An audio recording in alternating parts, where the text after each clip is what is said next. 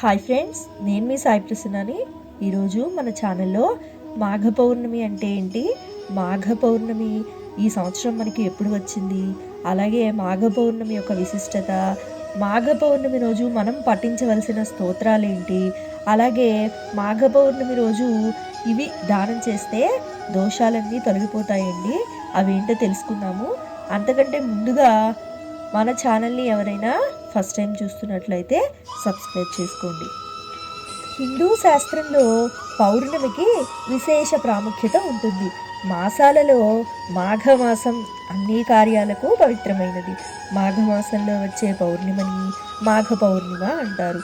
ఈరోజు ప్రత్యేకంగా భక్తులు చంద్రుణ్ణి పూజిస్తారు. మాఘమాసంలో వచ్చే ఈ పౌర్ణమి రోజు దాన ధర్మాలు, పవిత్ర గంగానదిలో స్నానం ఆచరించడం వల్ల పుణ్యఫలం దక్కుతుందని విశ్వసిస్తారు. పౌర్ణమి రోజున విష్ణువు, లక్ష్మీదేవిని పూజిస్తే సకల కోరికలు నెరవేరుతాయి. ఈరోజు ఉపవాసం ఉండటం వల్ల జీవితంలో తీరని కోరికలు నెరవేరుతాయని నమ్ముతారు. పౌర్ణమి రోజున పవిత్ర నదుల్లో స్నానానికి ఎంతో ప్రాముఖ్యత ఉంటుంది. అయితే మనకి ఈ సంవత్సరం మాఘ పౌర్ణిమ 2024 సంవత్సరంలో ఫిబ్రవరి 24 తేదీన పౌర్ణమి అనేది వచ్చింది. పౌర్ణమి తిథి ఎప్పుడు ప్రారంభమైందంటే ఫిబ్రవరి 23 మధ్యాహ్నం 3:33 నుంచి ఫిబ్రవరి 24 సాయంత్రం 5:59 వరకు ఉన్నదండి. సో మనకి ఫిబ్రవరి 24 తారీఖు మాఘ పౌర్ణిమ అనేది వచ్చింది. మాఘ పౌర్ణమి పూజా విధానం. పవిత్రమైన పౌర్ణమి రోజున ఉదయాన్నే నిద్రలేచి నదిలో స్నానం ఆచరించాలి. నదుల్లో స్నానం చేసే అవకాశం లేకపోతే గంగాజలం నీటిలో కలుపుకొని స్నానం చేయవచ్చు. స్నానం చేసిన తర్వాత ఇంట్లోని పూజ గదిలో దీపం వెలిగించాలి. విష్ణువు విగ్రహాన్ని ప్రతిష్ఠించి గంగాజలంతో అభిషేకం చేయాలి. ఈరోజు విష్ణు ఆరాధనకి విశేష ప్రాముఖ్యత ఉంటుంది. విష్ణువుతో పాటు లక్ష్మీదేవిని కూడా పూజించాలి. విష్ణు భోగంలో తులసి తప్పనిసరిగా ఉండాలి, లేదంటే ఆ పూజ అసంపూర్ణంగా ఉంటుంది. సాత్విక వస్తువులు మాత్రమే భగవంతుడికి సమర్పించాలి. ఈరోజు హనుమంతుడిని కూడా పూజించడం వల్ల కోరిన కోరికలు నెరవేరుతాయని నమ్ముతారు. హిందూ పురాణ ప్రకారం మాఘ పౌర్ణమి అనేది వివిధ ఆధ్యాత్మిక మతపరమైన కార్యక్రమాలు నిర్వహించడానికి పవిత్రమైన రోజు.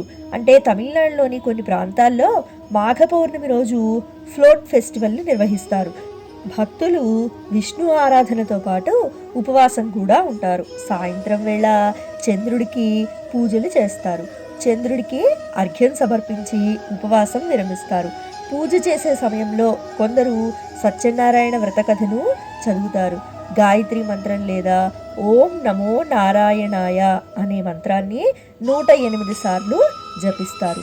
అయితే మనం ఈ మాఘ పౌర్ణిమ రోజు దానాలు ఏమేం దానాలు చేస్తే ఎలాంటి ఫలితాలు ఉంటాయనేది తెలుసుకుందామండి. మాఘ పౌర్ణమి రోజు చేసే దానాల వల్ల పుణ్యఫలం రెట్టింపు దక్కుతుంది. పేదవారికి, అవసరంలో ఉన్నవారికి, బ్రాహ్మణులకు తమకు తోచిన విధంగా వస్త్ర అన్నదానం చేయటం వల్ల విష్ణుమూర్తి ఆశీస్సులు లభిస్తాయి. ఈరోజు దాన ధర్మాలు చేస్తే సకల దేవతల అనుగ్రహం లభిస్తుంది. శని ప్రభావం ఉన్నవాళ్ళు ఈరోజు చెప్పులు దానం చేయాలి. చంద్రగ్రహ ప్రభావంతో బాధపడుతున్న వాళ్ళు వస్త్రదానం చేయటం వల్ల గ్రహ బాధలు తొలగిపోతాయి. కుజదోషం ఉన్నవాళ్ళు ఎరుపు రంగు వస్తువులు, వస్త్రాలు దానం చేస్తే మంచిది. రాహు కేతు దోషాలు ఉన్నవాళ్ళు తేనె, ఖర్జూరాలు దానం ఇవ్వాలి. ఆకలితో ఉన్న పేదవారికి అన్నదానం చేస్తే సిరి సంపదలు దక్కుతాయి. మాఘ పౌర్ణమి రోజు పఠించాల్సిన స్తోత్రం. గ్రహాణం చ యథా సూర్యో నక్షత్రాణం చ చంద్రమాః మాసానాం హి కథా మాఘః శ్రేష్ఠః సర్వేషు కర్మసు. మాఘ పౌర్ణమి రోజు తప్పకుండా ఇప్పుడు నేను చెప్పిన శ్లోకాన్ని తప్పకుండా పఠించండి. ఒకవేళ అవి కుదరని వాళ్ళు విష్ణు సహస్రనామ స్తోత్రాన్ని కానీ, లేదంటే ఓం నమో నారాయణాయ అనే మంత్రాన్ని 108 సార్లు పఠించినా చాలండి. విష్ణుమూర్తి యొక్క అనుగ్రహం మనందరిపై ఎల్లవేళలా ఉండాలని మనస్ఫూర్తిగా కోరుకుంటున్నానండి.